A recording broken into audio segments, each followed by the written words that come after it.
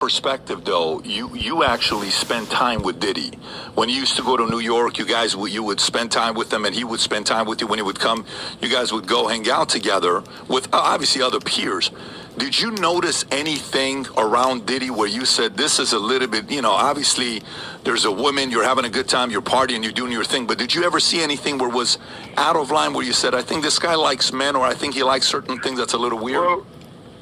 Well, all due respect to Puffy, you gotta realize one thing. He didn't start off like that. I'm quite sure somebody taught him that, and that's more deep in the industry. You guys who got involved with a lot of people who they mentors, instead of having a guy to mentor your own father, they was having these guys they mentored. And when that happens in the industry, it was done to them, they do to the next person. So I felt that Puffy was a regular, normal guy. And then when he started hanging with the guys in the industry, they did things to him. And then allegedly, he did things to Usher. It goes on and on. But we got to stop this pointing the finger at the person who gets caught with their hand in the cookie jar. Where did it start from? But see, people don't want to touch on those angles that just started being the major executives who run these labels. So you guys want to speak on the people who got thrown under the bus. The sacrifice lamb. Okay, well, that's actually very insightful for you to give that perspective. So if you're saying what Diddy did to Usher or what Diddy did to Bieber, that we've seen these videos, not necessarily what he did, but the stories where he's living with them at 13. If he was their mentor, who was Diddy's mentor? We know some of the big names. I'm just curious if you have any names. You don't seem like somebody... Well, for number one was Clyde Davis.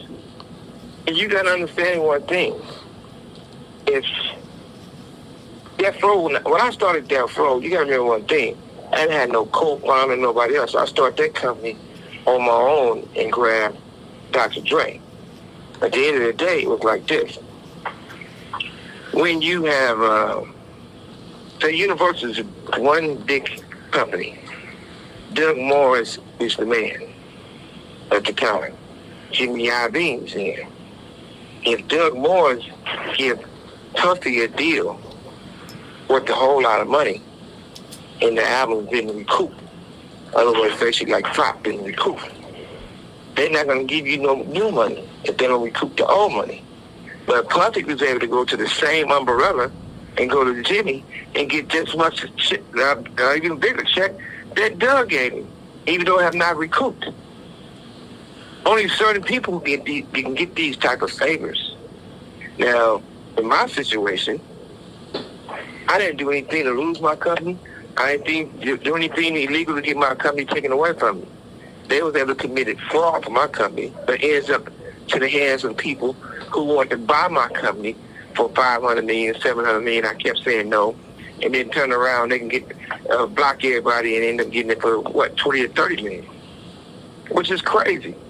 If you add all that type of stuff up, and you will see how the industry been built on the secret rooms. The people who don't participate in the secret room is the people who later on get burnt. The people who participate in those rooms, they continue to grow, and even when they get caught, they're not really caught. Because obviously, Puffy knew they was coming to the raid. The security wasn't there. He used to have like 4, 6 Muslim guys doing security. They wasn't there. A lot of people wasn't there. How do people know all these things? It wasn't just a coincidence, you know?